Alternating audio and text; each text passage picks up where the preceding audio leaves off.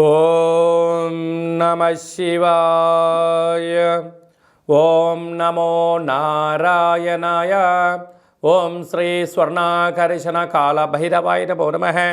ఓం శ్రీ నరదృష్టి నివారణ కాల భైరవాయ నమో నమః. ఓం కాళకాలాయ విద్మహే కాళాతీతాయ ధీమహి తన్నో శ్రీ స్వర్ణాకర్షణ కాళభైరవ ప్రచోదయాతు.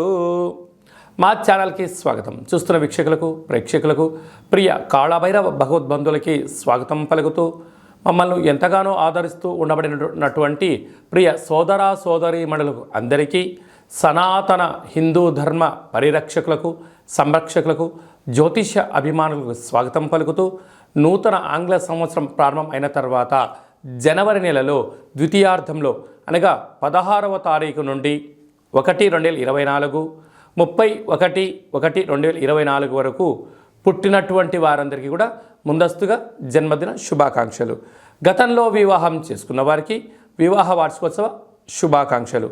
ఆ యొక్క నరదృష్టి నివారణ కాళభైరవ స్వామి యొక్క ఆశీస్సులు అందరిపైన ఉండాలని, ఒక్కొక్క మాసంలో ఒక్కొక్క కాళభైరవుడు ఉంటాడు కనుక ఈ యొక్క పుష్యమాసంలో శుక్లపక్ష అష్టమి పూర్ణిమ సందర్భంగా శ్రీ క్షేత్రపాలక కాళభైరవ స్వామి వారి యొక్క ఆశీస్సులు అందరినీ చల్లగా చూడాలని, ఎవరైతే ఏ వృత్తులైతే చేస్తున్నారో విద్య, ఉద్యోగ, వ్యాపార, వ్యవసాయ, రాజకీయ, సేవా రంగాల్లో ఉండబడినటువంటి వారందరికీ కూడా సకల అష్టకష్టాలు తొలగిపోయి అష్ట ఐశ్వర్యాలను ప్రసాదించాలని శ్రీ క్షేత్రపాలక కాళభైరవ స్వామివారిని, అందరిపైన నరదృష్టి నివారణ కలగాలని నరదృష్టి నివారణ కాళభైరవ స్వామివారిని వేడుకుందాం.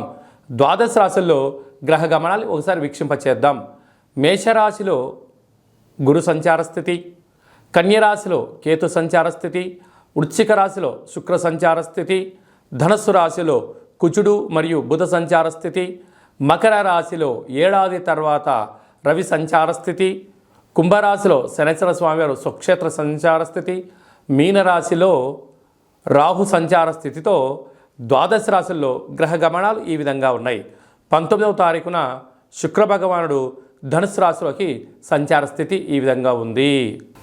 ధనుసు రాశి వారికి పుష్యమీ నక్షత్రము, పునర్వసు నక్షత్రము, పుష్యమాసము గురువారం రోజు రావడం వలన గురుపుష్యార్క యోగాన్ని ఎలా పొందాలో ఈ వీడియోలో సవివరంగా సంపూర్ణంగా తెలుసుకుందాం. ధనుసు రాశిలో ఏ నక్షత్రాలు వస్తాయనగా మూలా నక్షత్రంలోని 4 పాదాలు, పూర్వాషాఢ నక్షత్రంలో 4 పాదాలు, ఉత్తరాషాఢ నక్షత్రంలోని 1 పాదం కలిపితే ధనుసు రాశి అవ్వడం జరుగుతుంది. చాలామందికి పుట్టినటువంటి కాల సమయంలో డేటా ఆఫ్ బర్త్లో లేనటువంటి కారణం వలన పేరు యొక్క మొదటి అక్షరాన్ని అనుసరిస్తూ ఆ రాశిని తెలుసుకునే ప్రయత్నం అవుతుంది. అవి ఏ అక్షరాలు సరి పరిశీలన చేద్దాం. ఏ, యో, బా, బి, బు, ధ, బా, డా, బే అక్షరాల వారందరూ ధనుసు రాశి జాతకులే. ధనుసు రాశి యొక్క అధిపతి దేవగురు బృహస్పతి. ఈ యొక్క బృహస్పతి ఈ పుష్యమాసము గురువారం రోజు పునర్వసు పుష్యమీ నక్షత్ర సందర్భంగా గురువారం రావడం వలన తెల్ల జిల్లేడు యొక్క వృక్షం దగ్గర ఒక పసుపు రంగు క్లాతులో కేజింబావు శనగపప్పును పసుపు రంగుతో పసుపు పేపర్ పైన మీ కోరికలను రాసి శ్రీ వరసిద్ధి శ్వేతార్క గణపతి స్వామికి సమర్పించడం వలన రుణ సమస్యలు, రోగ సమస్యలు, శత్రు సమస్యలు తొలగిపోతాయి. ఇంకొంచెం శక్తి కలిగితే తెల్లజిల్లడి యొక్క వృక్షాన్ని తీసుకొచ్చి ఇంట్లో పెట్టుకోవడం వలన సకల గ్రహాలు మీకు నెగిటివిటీ నుంచి పాజిటివ్స్ కలుగుతూ అష్ట కష్టాలకు స్వస్తి పలికి అష్ట ఐశ్వర్యానికి స్వాగతం పలుకుతారు అని చెప్పి గమనించాలి. అలా కుదరలేదు, ఈ యొక్క శనగపప్పును క్లాతును బ్రాహ్మణుడికి దానం ఇవ్వడం, లేదా పక్షులకు వేయడం, లేదు శివుడికి రుద్రాభిషేకం చేసి ఈ ధాన్యాన్ని తీసుకుని వెళ్ళి గోమాతకు పెట్టడం వలన సకల దేవత ఆశీస్సులు మీకు నిత్యము శ్రీరామ రక్ష అని చెప్పి గమనించాలి. రాశిలోనే కుజుడు, రాశిలోనే బుధోప సంచార స్థితి ఉండడం వలన కుజదోష ప్రభావం కావడం వలన చిన్న చిన్న విషయాలకు ఆందోళన తగదు. అందరూ మీ పైన అధికారం చెలాయించాలని చెప్పి అతను కోసం సమయం కోసం ఎదురు చూస్తూ ఉంటారు. మీ యొక్క జ్ఞానాన్ని, మీ యొక్క సమయాన్ని, మీ యొక్క ధనాన్ని అప్పనంగా ఎలా వాడుకోవాలని చెప్పి అనేక మంది పొంచి ఉన్నారు. కనుక ఇలాంటి కాల సమయంలో మౌనం, ప్రశాంతత, చిరునవ్వుతో కాలాన్ని నెట్టగలిగితే రాబోయే కాలంలో శత్రుశేషం, రుణశేషం ఉండదు అని చెప్పి గమనించాలి.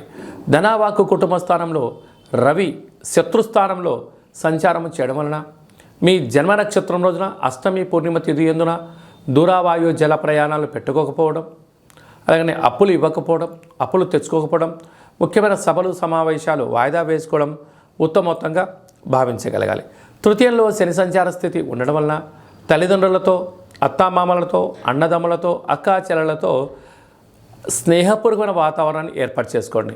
మీరు అనుకుంటున్నారు అన్నీ మానవ సంబంధాలే, కానీ అందరూ అనుకుంటున్నారు ఇవి ఆర్థిక సంబంధాలే అనుకుంటున్నారు. కనుక మీ దగ్గర ధనం ఉన్నంత వరకే చుట్టూ మీ దగ్గర జనాలు ఉంటారు. ధనం లేకపోతే అనేక రకాల సమస్యలు పొంచి ఉంటాయి అని చెప్పి తెలుసు. అర్ధాష్టమ రాహు మీ యొక్క ప్రతి కదలికను అనేక మంది గమనిస్తున్నారు. శత్రువులు పొంచి ఉన్నారు. తస్మాత్ జాగ్రత్త. సంతాన స్థానంలో గురు సంచార స్థితి ఉండడం వల్ల మీ తల్లిదండ్రులకు మీకు కలిగిన సంతానమే స్వల్పమైన మాటల భేదాభిప్రాయం ఉండేటువంటి అవకాశాలు ఉన్నాయి. కనుక మౌనం, ధ్యానం, ఆధ్యాత్మికత చాలా అవసరం అని చెప్పి గుర్తుపెట్టుకోవాలి. సాఫ్ట్వేర్ రంగం వారు, హార్డ్వేర్ రంగం వారు, స్వయం వృత్తులు, జర్నలిస్టులు, యూట్యూబ్, వాట్సాప్, ఫేస్బుక్లు నడిపించేటువంటి వారందరూ లైక్ క్రియేటివ్ రంగాల వారికి చాలా మంచి కాలం ఉందని చెప్పి గమనించాలి. 2024వ సంవత్సరంలో జనవరి నెలలో ద్వితీయార్థం అనగా 16వ తారీఖు నుండి 31వ తారీఖు వరకు ముఖ్యమైనటువంటి పండుగల గురించి క్లుప్తంగా, సవివరంగా, సంపూర్ణంగా తెలుసుకుందాం.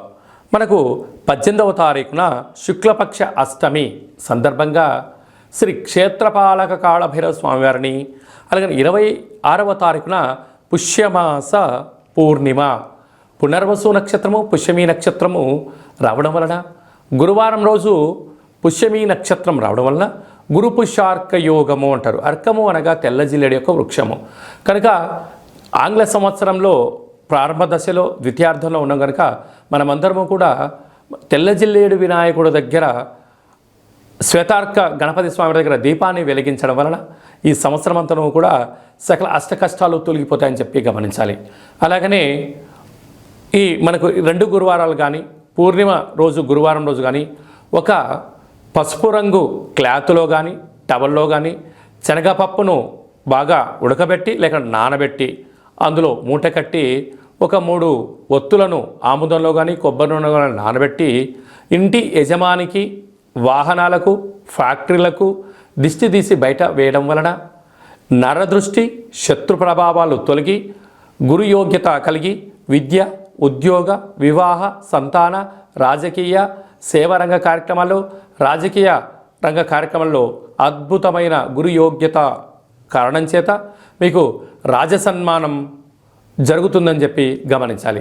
మనం ఇంకనూ జనవరి నెలలో ద్వితీయార్థంలో అద్భుతమైన విజయాలు సాధించగలగాలి అన్నట్లయితే ఈ యొక్క పాత్ర కంచు పాత్ర, ఈ యొక్క పాత్రలో మనం 12 రాసులను అచ్చు వేయడం జరుగుతుంది.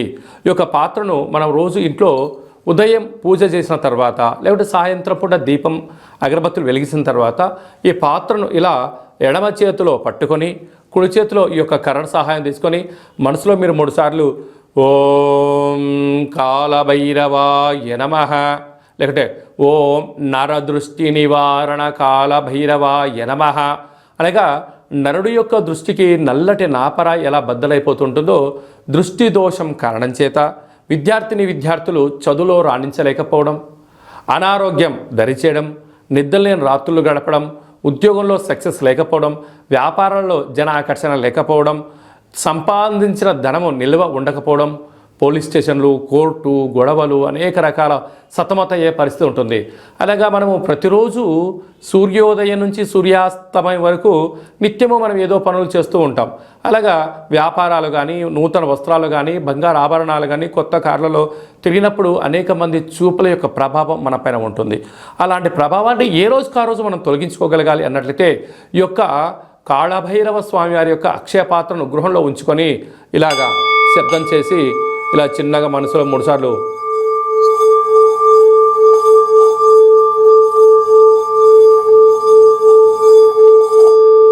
అలాగా ఓం నరదృష్టి నివారణ కాలభైరవాయ నమః అనేటువంటి మంత్రాన్ని 12 సార్లు ఉచ్చరింపజేయడం వల్ల ఈ యొక్క శబ్ద తరంగాల వలన మానవుని శరీరంలో ఉండబడినటువంటి మూలాధార, స్వధిష్టాన, మణిపూర్వక, విశుద్ధ, అనహత, ఆజ్ఞ చక్రాలు వికసింపచేసి దురదృష్టము దూరమైపోయి అదృష్టం మనకు కలుగుతుంది.